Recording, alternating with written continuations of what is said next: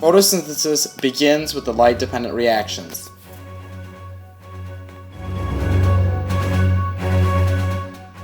As light energy is absorbed, it excites the electrons in chlorophyll A, chlorophyll B, and the carotenoids. Electrons pass through the pigments by jumping along the photosystems and light reactions.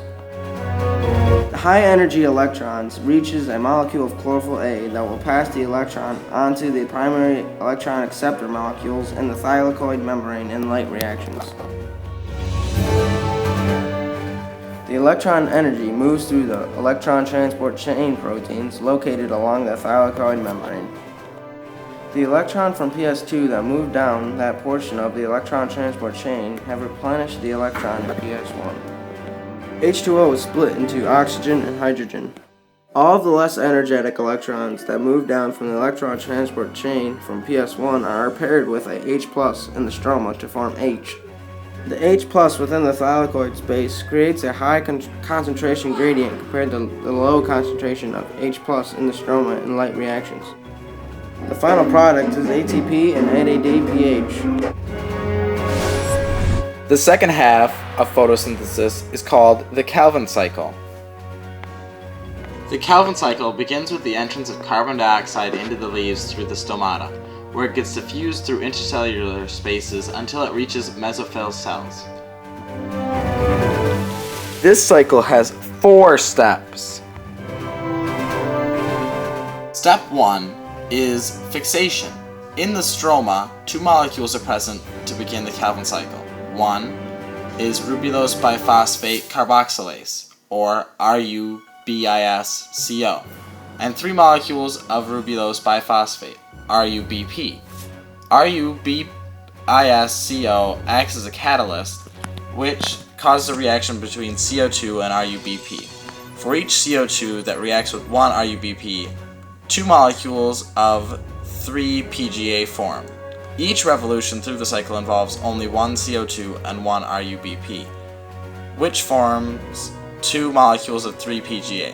The number of carbon atoms remains the same as the atoms move to form new bonds during the reactions. This process is called carbon fixation because CO2 is fixed from an inorganic form into organic molecules. Step 2 in the Calvin cycle is called the reduction stage.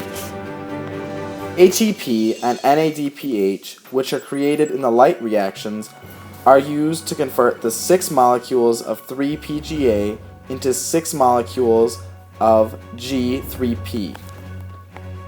For ATP, energy is released with the loss of a phosphate atom, converting it into ADP. In NADPH, both energy and a hydrogen atom are lost, converting it into NADPH. Both molecules are transported back to the light reactions, allowing them to be reused and re-energized. Step 3 in the Calvin cycle is called the carbohydrate formation stage. At this point, only one of the G3P molecules that were formed becomes glucose. The rest are sent on to the following stage. Step 4 in the Calvin cycle is called the regeneration phase. Within this stage, G3P combines with ATP to form RuBP. With the formation of RuBP, the Calvin cycle continues on for more revolutions. To summarize, light enters the granum where the light reactions occur. The light reactions produce H2O and O2. They also produce ATP and NADPH, which go to the Calvin cycle.